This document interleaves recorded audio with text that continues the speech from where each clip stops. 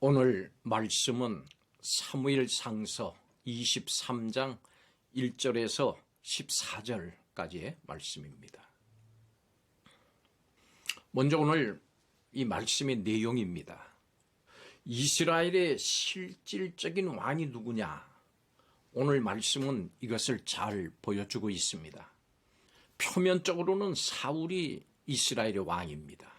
그렇지만 그일라의 타작마당이 블레셋에게 약탈당한 그런 상황에서 그일라를 이 블레셋으로부터 구한 것은 사울 왕이 아니고 도망자 다윗이었습니다.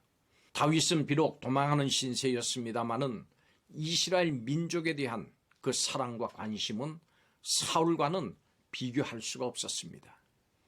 이때 사울은 다윗을 찾아 죽이는 일에만 혈안이 돼 있었습니다. 다윗이 블레셋의 침략으로부터 그일라를 구하는 그 과정에서 반복적으로 기록된 것은 다윗이 하나님께 여쭤보는 그런 모습입니다.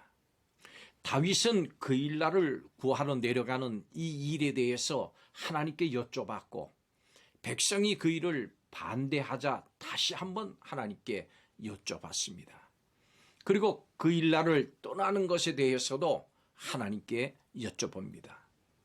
이렇게 오늘 이 짧은 단락에서 하나님께 여쭤보는 이 다윗의 모습이 3번씩이나 기록됐습니다. 이것은 다윗이 여러 다른 일에도 늘 하나님께 여쭤봤음을 짐작하게 해줍니다.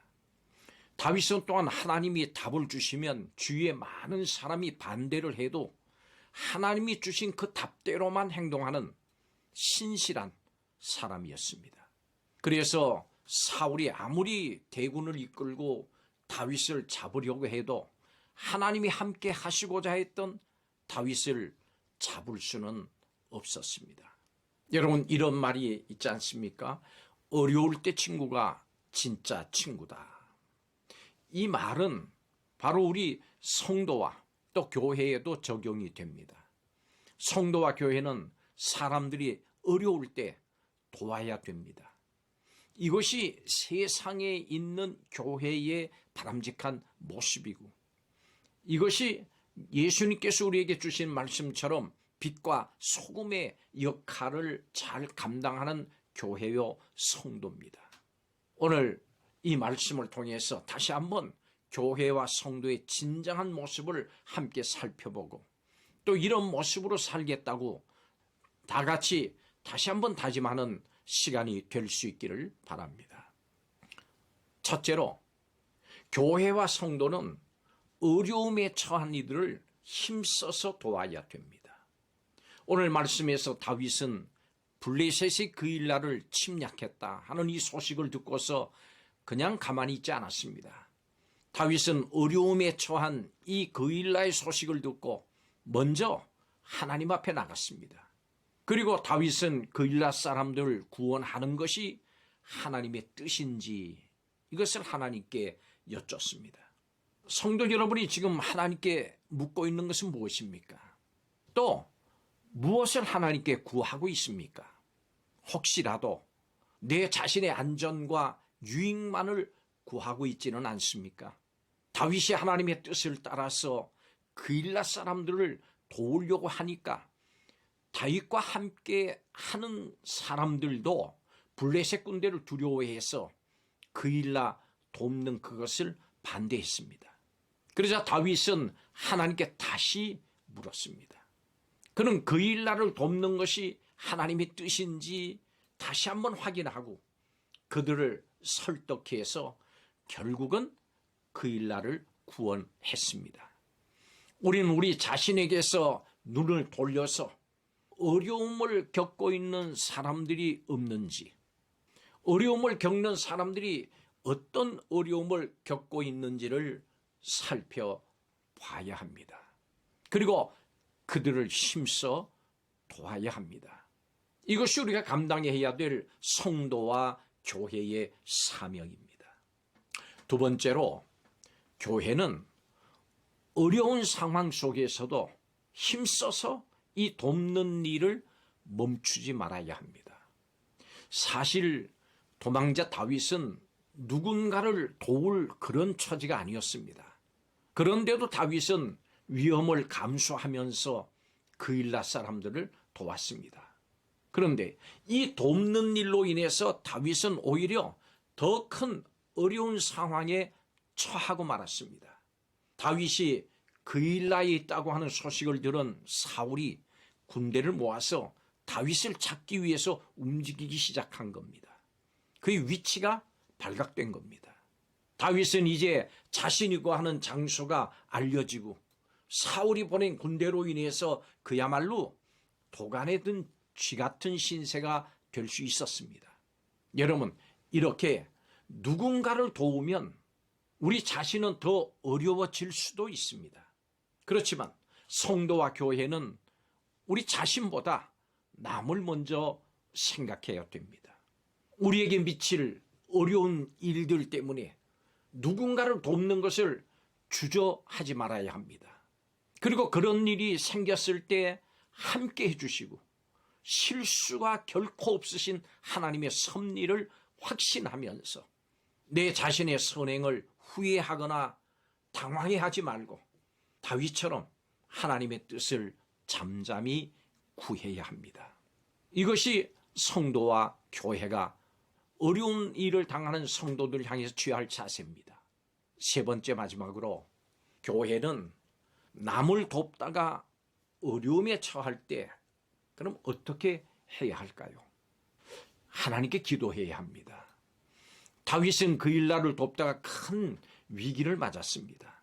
그때 다윗은 하나님의 뜻을 구했습니다. 자신이 어떻게 해야 할지를 하나님께 여쭙고 하나님이 말씀해 주신 그대로 행했습니다. 신약성경 사도행전 4장을 보면 복음을 전하다가 체포돼서 감옥에 갇힌 베드로와 요한은 하나님께 기도했습니다. 그리고 교회도 모여서 옥에 갇힌 이 사도들을 위해서 이렇게 기도했습니다. 주여, 이제도 그들의 위협함을 굽어 보시옵고 또 종들로 하여금 담대히 하나님의 말씀을 전하게 하여 주시오며 손을 내밀어 병을 낫게 하시옵고 표적과 기사가 거룩한 종 예수의 이름으로 이루어지게 하옵소서. 여러분, 이것이 바로 하나님의 마음에 합한 다윗과 또 교회와 사도들과 성도들의 모습입니다. 우리도 그래야 합니다. 우리가 누군가를 돕는 것의 시작도 하나님이시고 그 일의 끝도 하나님이십니다. 그렇기 때문에 우리는 처음부터 끝까지 철저히 하나님을 의지하고 기도하면서 하나님께서 명하신 일을 감당해 나가야 합니다. 하나님은 우리가 어려움을 겪을 때 더 간절히 하나님께 매달리기를 원하십니다. 이제 마지막으로 14절 말씀을 보겠습니다. 14절에 이렇게 말씀합니다. 다윗이 광야의 요새에도 있었고 사울이 매일 찾되 하나님이 그를 그의 손에 넘기지 아니하시니라. 그렇습니다. 앞에서 말씀을 드렸듯이 다윗은 도망을 다니는 처지였습니다마는 그일라를 블레셋의 손에서 지키기 위해서 위험을 무릅썼습니다. 어려움에 처한 그일라를 돕는 이 일은 다윗과 함께한 일행이 반대를 할 만큼 안전하지 못한 일이었습니다. 위험한 일이었습니다. 그렇지만 다윗은 싸우라고 하신 하나님의 명령에 순종해서 싸우고 결국 그 그일라를 구해냈습니다. 그런데 정작 다윗의 도움을 받아서 어려움에서 구출받은 그일라 사람들은 배은망덕하게도 다윗을 사울에게 넘기려고 했습니다. 다윗이 보여준 의리와 대조되는 배신이었습니다. 성도 여러분, 바로 이것이 세상이고 사람들의 마음이기 때문에 자신이 은혜를 베푼 사람이라고 그를 의지하려고 해서는 안 됩니다. 위험한 중에도 하나님과 소통을 하면서 하나님의 인도하심을 따르는 다윗과 그의 무리는 하나님께서 지켜주셔서 안전했습니다. 그 일나가 배신해도 하나님이 계시니 사울이 다윗을 해하지 못했습니다. 하나님이 지켜주셨습니다. 그러면 여러분, 사람들에게 너무 서운해 하지 말고 하나님을 신뢰하면서 그저 내 자신이 해야 할 일을 하면 됩니다. 교회와 성도가 해야 할 일은 지체가 어려울 때 돕는 일입니다. 어려움을 당할 때 교회와 성도가 할 일을 기억하고 이웃과 지체를 돕는 교회와 성도가 되기 위해서 힘쓰겠다고 다짐하는 복된 시간이 되시기를 바랍니다. 기도하겠습니다. 하나님의 섭리를 믿고 확신하면서 어떤 상황에서도 어려움에 처한 이웃과 지체를 힘써 돕는 우리 성도와 교회가 되게 하여 주옵소서. 이 시간 이런 성도가 또 이런 교회가 되겠다고 다시 한번 다짐하는 복된 시간, 복된 성도, 복된 교회 되게 하여 주옵소서. 감사드리며 예수님의 이름으로 기도하옵나이다. 아멘.